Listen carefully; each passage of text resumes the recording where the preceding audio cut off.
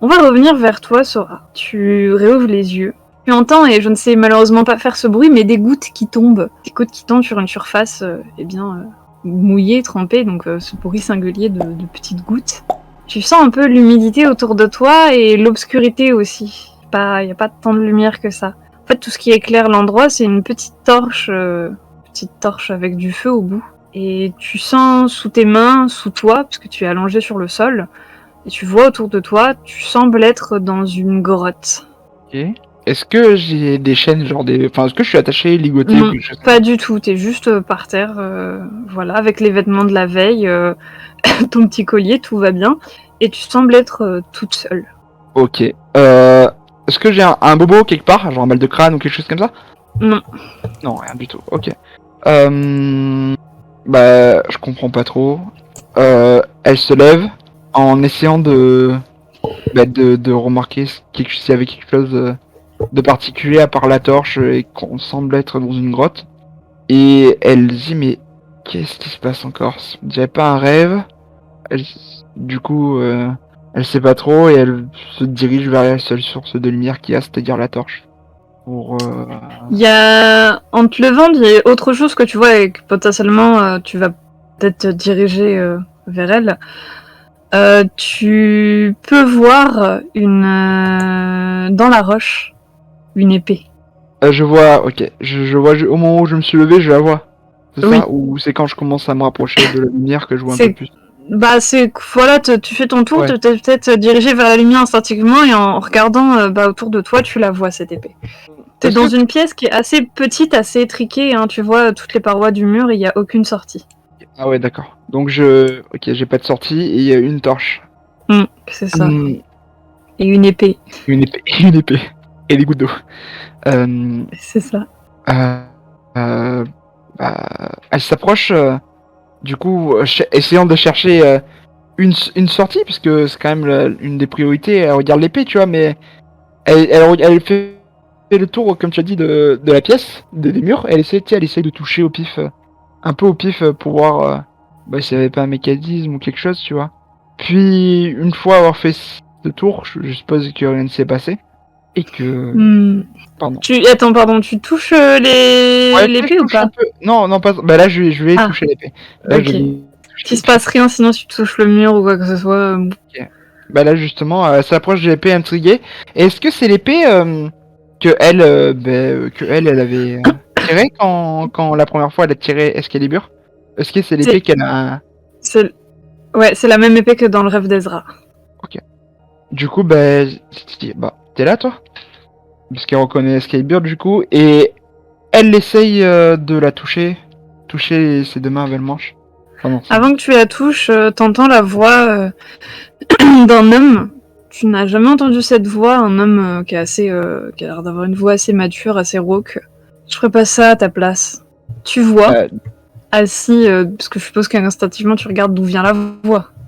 je me stoppe, tu sais, genre, je recule mes mains, du coup. Tu vois un assis sur l'un des rochers un peu plus loin dans la pièce, que tu vois distinctement, hein, puisque la lumière éclaire quand même toute la pièce. Tu vois donc cet homme, Paul, comme je disais, assez âgé, les cheveux courts, une barbe, vous savez, barbe de 3 jours, un peu mal taillée, qui te regarde avec des yeux bleus très profonds. Ta connaissance en super vilain, toi? Ok. C'est Segundo. Ah.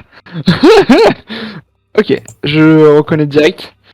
Oui, l'allié de Uno Ouais. slash celui qui a tué tes parents. Oui, oui, oui, c'est pour ça. Ok, elle fonce les sourcils directement et elle se met instinctivement. Elle sent qu'elle a rien sur elle, du coup, je suppose. Ouais, ouais, Instinctivement, t'as elle va pas d'arme. chercher un kunai qu'elle a Un l'habitude kunai ou quoi, t'as d'avoir, rien du tout sur toi. et elle sent qu'elle a rien. Merde. Vu ta réaction, je suppose que tu m'as reconnu. Oui, je t'ai reconnu, Segundo. Avant, c'était beaucoup plus simple. Mon visage était inconnu de tous. Mais bon, si j'avais voulu, j'aurais porté un autre visage pour venir à ton encontre, mais... Es-tu sûr de vouloir? Et tu vois, il te montre l'épée du regard. Pourquoi cette question? Simplement que cette épée est un lourd fardeau. Et endosser la responsabilité peut être compliqué pour une humaine. Mhm. Et en quoi c'est un lourd fardeau? Pour l'instant, je l'ai utilisé une fois, et encore c'est quand j'ai sorti de la pierre, et c'est tout. Après, je l'ai plus jamais vu. J'ai plus jamais l'utilisé, réellement en fait. Parce que tu n'as pas utilisé l'épée en elle-même. Simplement un fragment dans un rêve. Mais rassure-toi, ça veut quand même dire qu'elle t'a choisi. Elle veut que tu sois sa porteuse. Moi, je suis tout simplement là pour te mettre en garde sur l'utilisation de celle-ci. Le fardeau que ça incombe, c'est que tu devras autant dépendre d'elle que elle dépendra de toi. Cette épée a besoin d'un porteur pour exister, sinon elle reste là. Elle reste là, à prendre la poussière, Exactement. et autant dépendre d'elle, c'est-à-dire. Je suppose que tu as déjà été sur Avalon. Oui, effectivement, j'étais sur Avalon, j'ai vu Poséidon, d'ailleurs. Les résidents de cette île essayeront de te posséder. C'est-à-dire, Eh bien, ils sont enfermés dans l'épée. oui. Ils voudront en sortir. D'ailleurs, à ta mort, n'espère pas rejoindre ni l'enfer ni le paradis. Toi aussi, tu seras condamné à rester sur l'île d'Avalon, Comme tous les anciens porteurs de l'épée.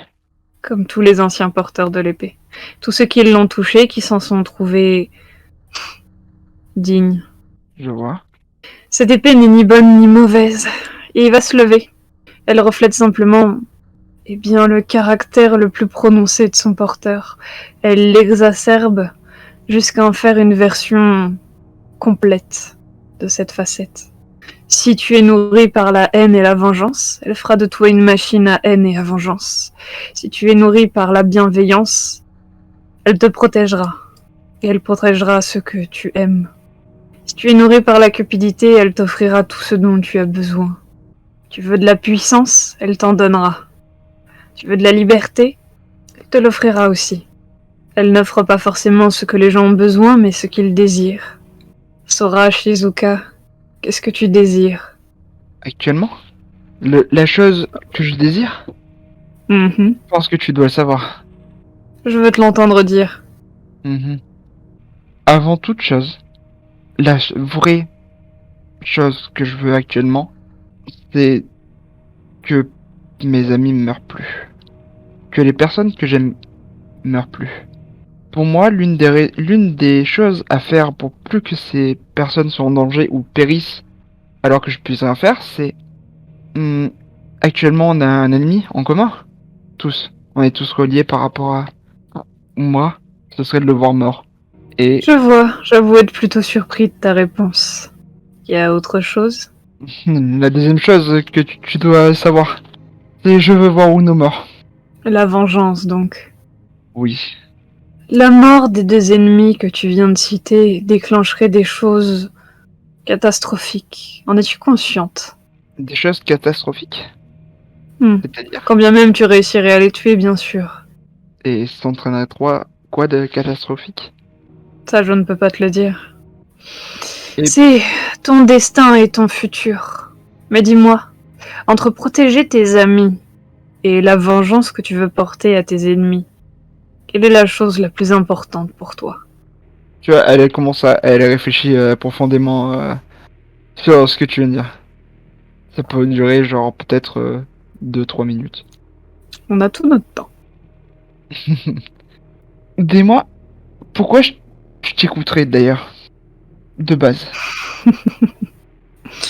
C'est une très bonne question. Et pourquoi toi et pas quelqu'un d'autre? Tu n'as premièrement pas... Enfin, tu n'es pas forcé de m'écouter. Deuxièmement, eh bien parce que c'est mon devoir. Eric dit ça en regardant l'épée. Euh, j'ai remarqué ton... Oui, que tu regardais l'épée.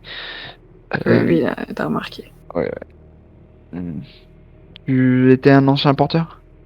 Je suis le créateur de cette épée. Oh. Donc tu sais exactement comment elle marche. Bien sûr. Est-ce que tu as fait ça, cette prévention, pour tous les anciens porteurs? Ça m'est arrivé. Je vois. Disons que j'avais peut-être un peu abandonné et délaissé cette épée depuis quelques années.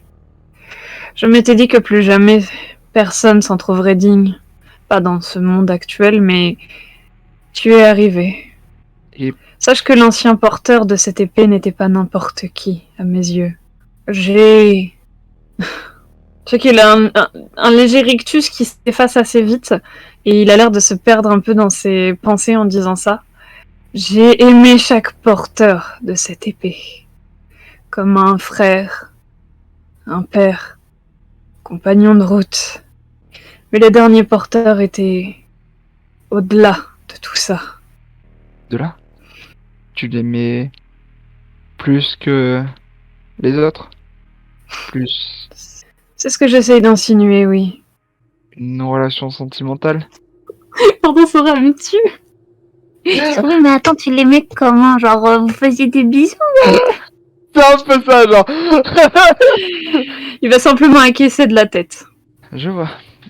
Donc pour toi, ça aurait été le ou la dernière porteuse de l'épée, et je suis arrivé, comme tu le dis. Je suis C'est arrivé. cela. Pour toi, tu aurais voulu qu'elle reste, qu'il n'y ait plus d'autres porteurs, du coup. Ça aurait été sûrement le mieux pour ce monde. Mais elle t'a choisi. Elle t'a même cherché. Toi qui l'as créé, tu sais pourquoi elle m'a choisi alors? C'est indépendamment de ma volonté. Je vois.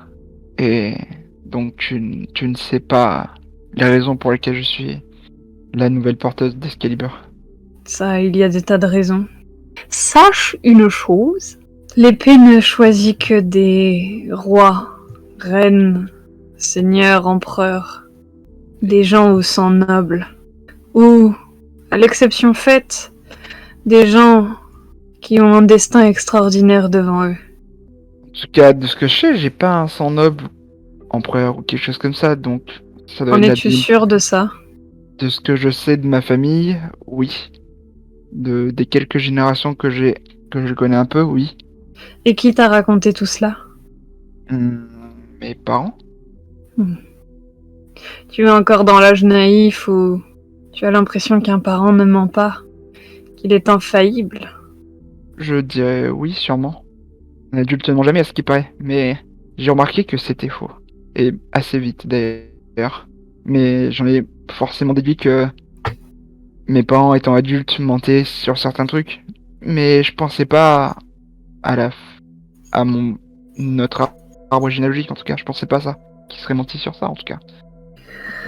Tu vois qu'il va s'approcher un peu plus de toi, mais il va quand même conserver un bon 2 mètres entre vous deux. Il y a l'épée entre vous deux d'ailleurs. Réfléchis 2 secondes. Pourquoi une personne comme Uno viendrait tuer tes parents? De simples ouvriers au Japon? Ça n'a pas de sens. Il était de la passage, c'est tout. Il visait pas forcément eux. Enfin, Tu en es sûr? Tu te retrouves projeté dans ce qui semblerait être un souvenir. Tu le vis de l'extérieur.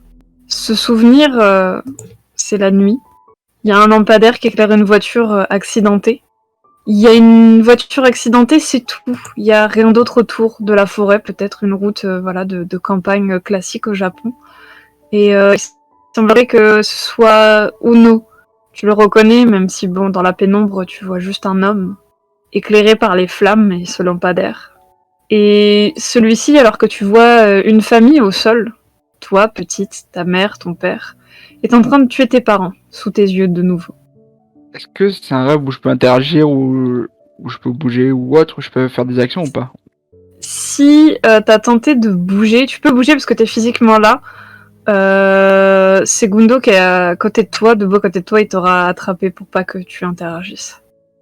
Et il t'aura dit ne te fais pas plus de mal que ça. Tu ne peux pas changer le passé. Par contre, ce que tu peux faire, c'est décider de ton avenir. Elle est, elle est triste et en colère. Et elle baisse la tête, je suppose que la scène c'est en boucle ou genre La scène s'est figée au figée, moment où l'homme te regarde toi petite de haut, et tu ne sais pas ce qui se passe à ce moment-là. D'accord. Elle regarde le visage de Ono du coup.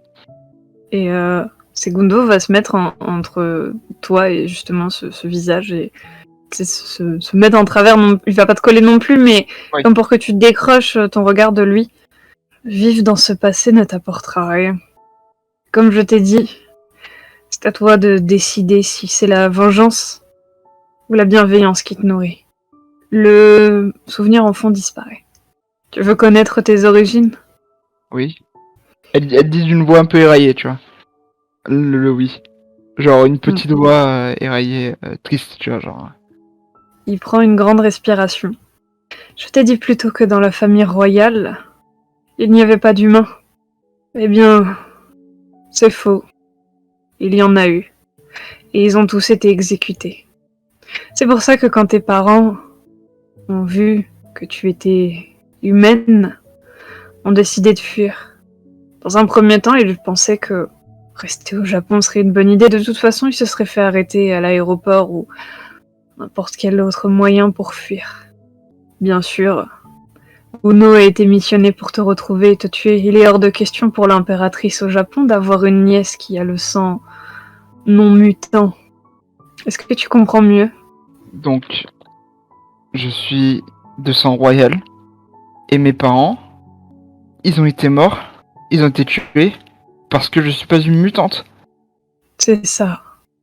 Il y a une larme qui a des larmes. Tu sais, elle baisse sa tête, il y a des larmes qui coulent. Des légères larmes qui coulent sur ses joues, tu vois. Qui commencent à se former et qui coulent sur ses joues. Sora, ton histoire est triste. Mais celle de tes compagnons l'est tout autant. Sachant cela désormais, et c'est la dernière fois que je te poserai cette question, choisis-tu la voie de la vengeance ou celle de protéger tes amis? Elle te Et regarde. en plus de ça, il te tend la main vers l'épée, comme s'il t'invitait à saisir.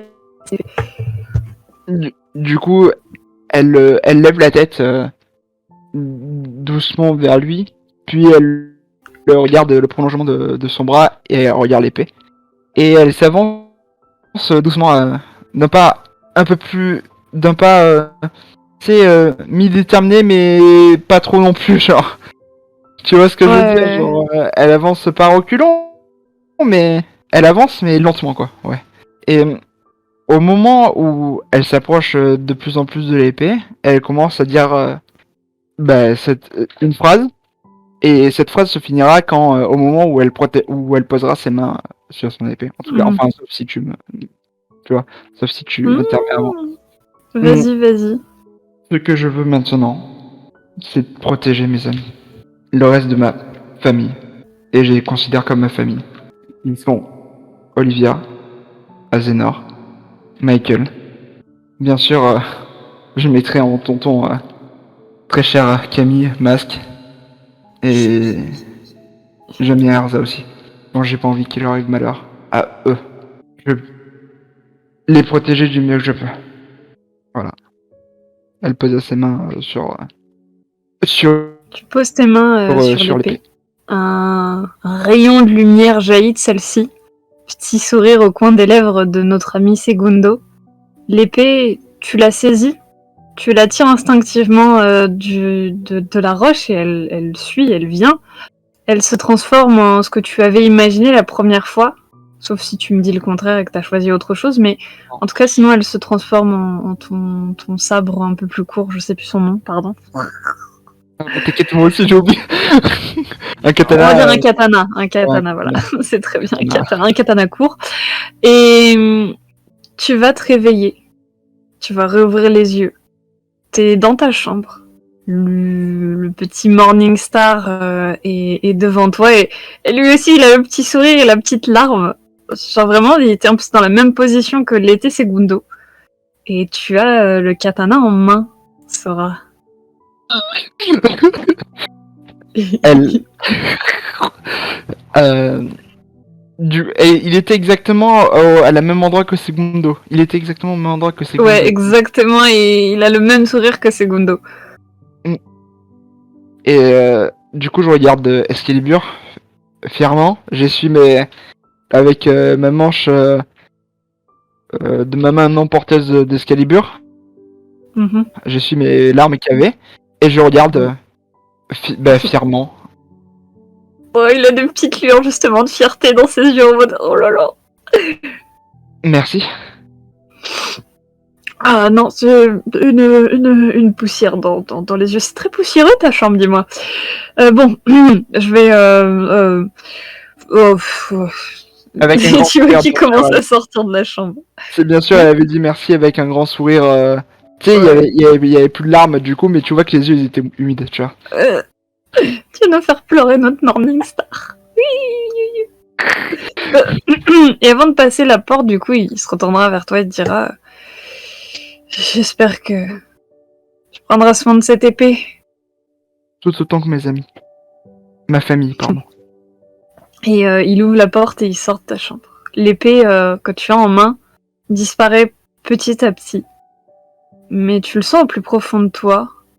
C'est comme si tu entendais en écho une mélodie chaleureuse, sans vraiment distinguer quelles sont les paroles, mais comme si tous les porteurs de cette épée, ou en tout cas la plupart, t'avaient maintenant accepté.